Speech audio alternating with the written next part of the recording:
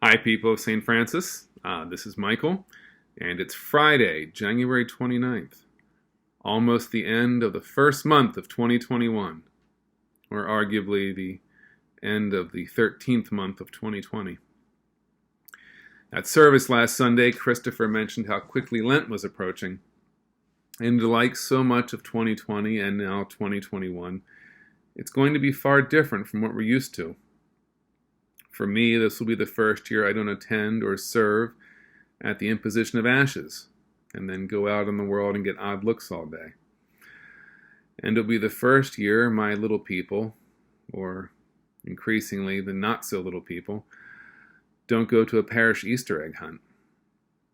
So you may want to keep Lent as close to normal as possible and give up pizza or cookies or Facebook, or whatever your annual go-to is for your Lenten fast. But if you're struggling to find something to give up, and eating cookie dough from the tube lacks the gravitas you're looking for, please consider giving something else up this year. A grudge against somebody you've held for any period of time, the longer the better, or perhaps abandoned bitterness towards a former love or former friend. You can give these things up by handing them over to God in prayer and praying for that person every day for the next 40 days. If you're so fortunate as to not have something like that to give up, consider making Lent even more different than it already will be in 2021 by taking something on instead of giving something up.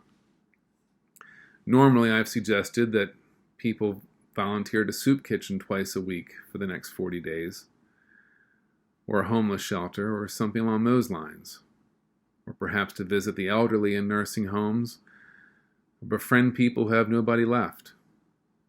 But sadly, those aren't options for many of us until the vaccine rollout really hits its stride.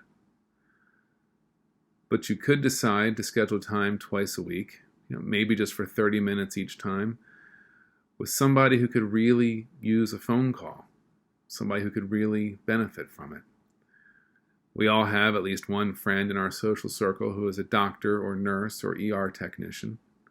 And if not, we all know a teacher or first responder who may really just need somebody to listen, or maybe just need somebody to be present with them on the phone while you watch a movie together.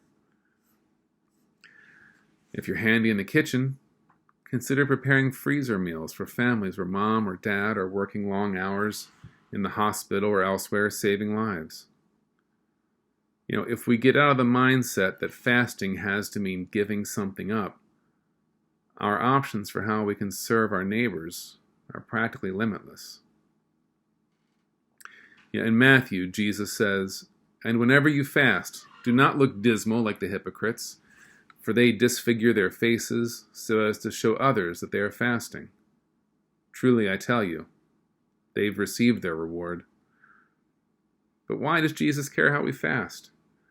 Certainly, he wouldn't make such a point of telling us if it weren't important.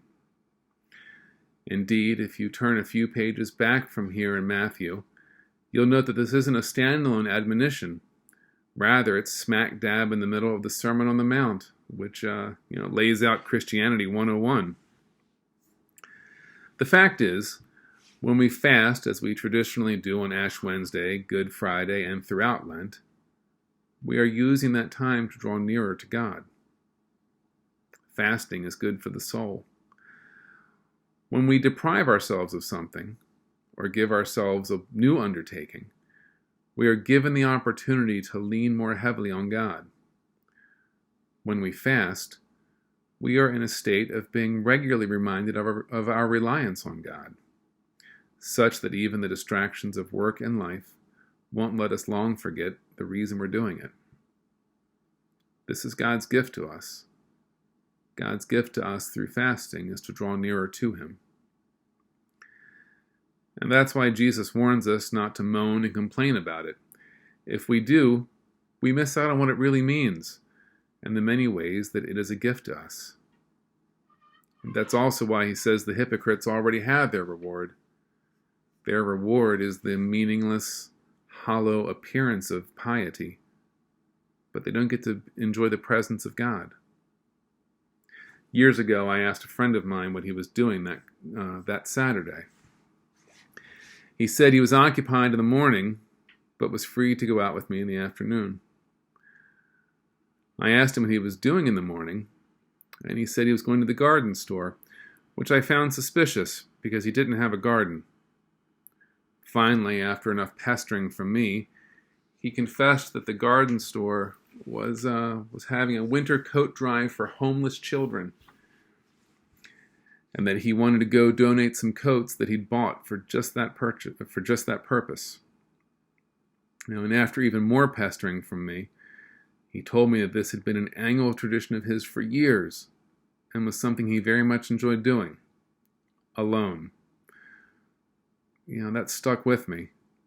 My friend so very much treasured his simple act of charity that he not only wanted to keep it between himself and God, but he was enriched by doing it alone every year. That was where he found some extra peace and time alone with God.